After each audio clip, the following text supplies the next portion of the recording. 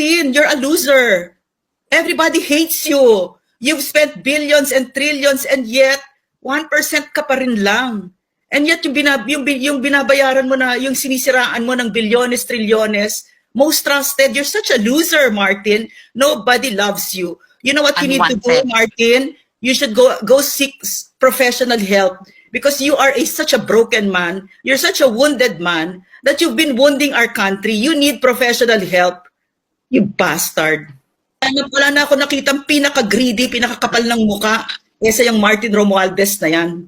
Martin Romualdez, umiikot ang mundo. At pag umikot ulit, lagot ka sa akin.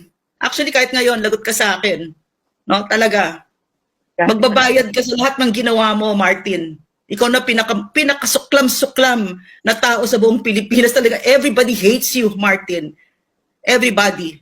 And you will never be president. You will never be vice whatever you do. Whatever you do. Kahit tumalembong-talembong yung malaking tiyan mo dyan. No? Di ka, never happen.